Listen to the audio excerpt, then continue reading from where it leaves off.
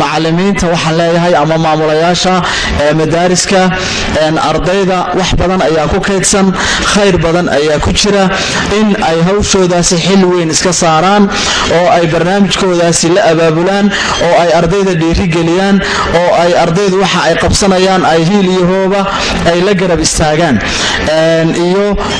hay-adda qarni afriqiya ee ay madaariskana hoos tagaan iyagana waxaan leeyahay oon ka codsanaynaa in ay ardayda u sameeyaan macallimiin ruuxi ah oo ardayda xagga tarbiyadda runtii kala shaqeeya oo xagga tarbiyadda ka dhisa. يا ماهرا بكتاب الله تقرأه أبشر بنور الله والحسنات اقرأ ورتل خاشعا متغنيا بأعذب الألحان والآيات يا ماهرا بكتاب الله تقرأه أبشر بنور الله والحسنات اقرأ ورتل خاشعا متغنيا بأعذب الألحان والآيات. السلام عليكم ورحمة الله تعالى وبركاته. وعرمتي شرفين الله إن ما تالكم كسو قبقبين إنه دوردي شرعي هاي إنه سعتي 14 بشن كوباد إلى 29 بشن كوباد 2008 حضيت هاي 10 اعتقادك يا عقيدة كسابسا يا 10 كسابسا تخطيطك يا أهمية ديسة يا 10 كسابسا علوم القرآن يا 10 كلا توجيهات يسكوت شري فتاوى waxaan jecelahay in aynu maanta halkan insha allahu tacaala kusoo gabagabayno isla markaana aynu guddoonsiino shahaado sharafiyeedyo insha allahu tacaala ardaydii dowladda sida fiican uga qayb qaadatay hadday tahay raabidatul khayr lidulaab almadaaris oo runtii ah urur khayr badan oo ardayda madaarista isku xidhaya waxaana qur-aanka kariimka inoogu firi doonaa insha allahu tacaala cabdikariim cabdulaahi آذن وجمعية البرهان كسعودة فليتفضل مشكور إن شاء الله. أعوذ بالله من الشيطان الرجيم. ألم تر إلى الملأ من بني إسرائيل من بعد موسى إذ قالوا لنبي له ابعث لنا ملكا نقاتل في سبيل الله قال هل عسيتم إن كتب عليكم القتال ألا تقاتلوا قالوا وما لنا ألا نقاتل في سبيل الله وقد أخرجنا من ديارنا وأبنائنا فلما كتب عليهم القتال تولوا إلا قليلا منهم والله عليم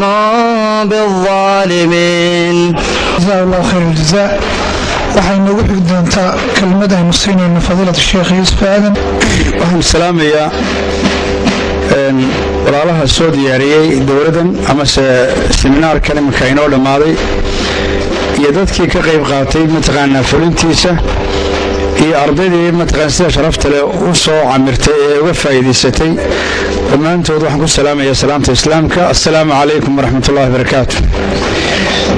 ilaahayna waxaan uga baryayaa dadkaas dhammaantood inuu sida khayrku yahay iyo xaqa ilaahay waafajiyo oo ay noqdaan mar walba kuwii ummadooda u horseeda wixii adduun iyo aakhiraba ay ku liibaan lahaayeen. filxaqiiqa dowladda caynkan oo kale ah ama seminaarka sidan oo kale ah aad iyo aad buu u qiimo badan yahay. mar ahaan waxa weeyaan cilmigii sharciga ahaa ee diiniga ahaa ayay ardaydu ka faa'iidaysanaysaa bal waxay baranayaan marar fara badan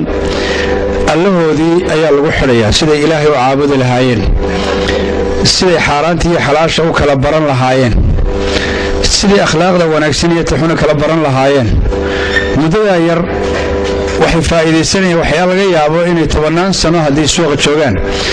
ayna faa'iidaysteen oo runtii mataqaanaa muxuu ahaa axaadiistii nebiga sallallahu alayhi wasallam iyo xadiis qudsiya iyo tafsiirkii ka wax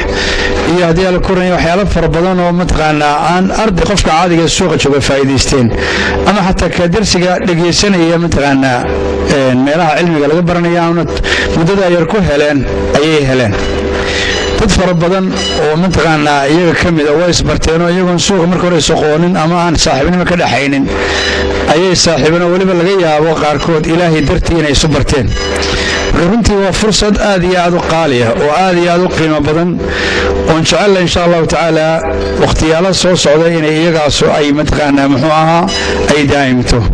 dhalinyarada ka soo shaqeeyey ee mataqaanaa halkaa magaca igu yaala raabidatul khayr runtii inaan tahay raabidad macnaha isku xidhidii mataqaanaa khayrka weeyaad moodaa ilaahay waxaan ugu rajaynayaa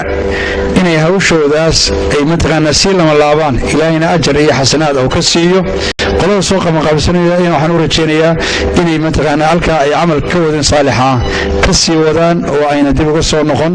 ilaahna waxaan u rajaynayaa tawfiiq iyo camal saalixa wa sallallahu ala muhammad wa alihi wasallam jazakallahu khayran jazaa Sheekh Yuusuf fadilatu Sheekh Yuusuf runtii hadal aad iyo aad u qiimo badan buu ahaa ilaahay nagu anfaco ninka waxaan ku wareejinayaa barnaamijka raabidada lafteeda oo barnaamij kooban iyaguna soo diyaariyey oo ku saabsan khitaamka dowladda afliyatafadal mashkuuriin insha allah runtii raabidadu intay jirtayna 2 dowladood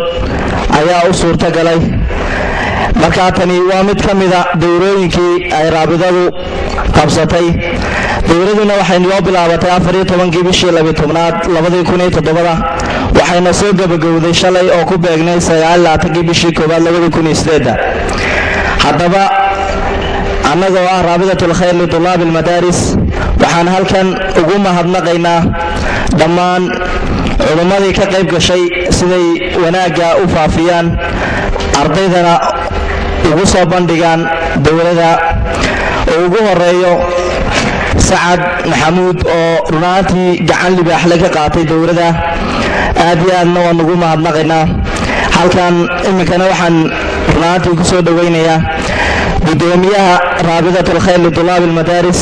Mubaarak Axmed Cabdallah si uu runtii nooga sheego taasiiska dowladda iyo runtii ahdaafteeda falyatafadal fadilatu mashkuur hawshan sida fudud ee wanaagsan ugu soo dhamaatayna way maanta dowladdeena soo gabagabeysa mahadnaqa ilaahay ka bacdi waxaan mahadnaqayaa marka hore culimada waqtigooda inoo soo hurtay maanta halkan inoogu timi hawsheenan darteedna waqtigoodii soo dayacay iyo dhalinyartan raabidatul khayr li tulaab waan magacooda ku hadlayo oo iyaguna run ahaantii halkan imaan isugu yimi oo waqtigoodii iyaguna dee halkan ka wata oo farxadoodii ka soo qayb galay waxaan kale isaguna aad iyo aad ugu mahadnaqayaa Sheekh Saad Maxamuud Muuse oo isaguna run ahaantii qayb libaax leh ka qaatay halkan iyo si la soo xiri lahaa iyo abaabulkeeda iyo qorshaheeda oo run ahaantii noolan karnaba Sheekh Saad waxa weeyaan xubinta kaliya ee firfircoon ee dhalinyartii u jeexday dariiqan ilaahay khayr ha siiyo lana isagana dhamaantood waxaan ilaahay u rajaynayaa dadkaas khayrkeena la jecel ee dhalinyarteena isugu yimi meesha maanta hawrseedka u ah in ilaahay ugu daro miisaanka xasanaadka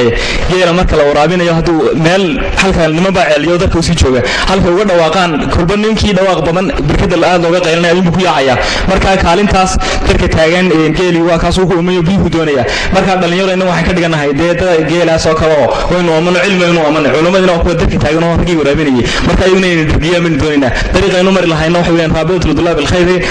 li madaaris li tulaab al madaaris dariiqaas ayaan u mari lahayn oo ay dhalinyartu waxay cilmi u umayeen marka gabiyo Soomaaliyeed wuxuu yiri tabantaabada laba gacmood tamarku yeeshaan tiska waxa la qaadaa markay tiirisaabida haday midigta kali taagan tahay tahar ma goyseen waayo haday labada inagu dhalinyarada dhinaca iska marno waxa laga yaabaa inayna wax badan iyo faa'iido badan iyo inaan ka midkeen laakiin marka culimadeena ku xiranahay waxyaabo badan oo inaga qabsanaaba inoo soo muuqanaya taasna culimada qudheeda hadaan dhalinyartu faa'iideynin iyagu qudheeda meesha hal baad ugu lisay ay noqonayaan marka inagu shaarkiin wax weeyaan cilmi iyo amal oo inayna weelaynay samir aynu la nimaadno waxa loo sheegayno ka qaadano culimadeena iyo ku xidhnaanshaheena aynu uga faa'iideysano una xal looga baahan walaano in mar labaad waxaan u madnaqayaa culimada waqtigooda noo soo horay sheekh Saacad oo isaguna hawshan la waday intaasaan ku soo koobiyo assalaamu calaykum waraxmatullaahi wabarakaatuh waxa jirtay in awal hawlaha aan loo abaabuli jiray ardayda xukuumiga ah runtii mudana ay ardaydaasi soo wadeen hawlahaasi iyaga oo soo diyaariyay barnaamijyo aad u fara badan diyaarin jiray iyo muxaadaraad aad u fara badan iyo dowraad kuwan oo kala ah oo hore waxaanu markaa bilownay 11 bishii November 2007 in aanu hawsha ka bilowno bal dhinaca madaariska iyo ardayda madaariska sidii la isugu xidhi lahaa ayna u samayn lahaayeen barnaamijyo runtii muhiima oo la mid ah kuwii ay qaban jireen ardayda xukuumiga ah ee barnaamijyadooda loo soo wadi jiray intii hore runtii waxaanu kala kulanay ardayda madaariska runtii in ay wax badan runtii ay ku kaydsan yihiin oo ay wax badan runtii ay ka soo baxeen waxa la yiri kullu ina'in yandihu bima fihi weel waliba waxa uu dhididaa waxa ku jira marka runtii ardayda madaarisku waxa weeyaan arday runtii u baahan in waxan ay barteen iyo waxyaabahan ku jira iyo juhdiga ku jira la doonayo in marka lagu ruxo oo lagu dhalaaliyo si marka ay wixii u dhaqan galiyaan oo ay amal uga dhigaan قام اشترى فسله ليقطع الأخشاب وقال اذهب واحتضب فانطلق الحطاب وقال اذهب واحتضب فانطلق الحطاب مضى الفتى بهمة كبيرة في الحال من الصباح للمساء بعزمة الرجال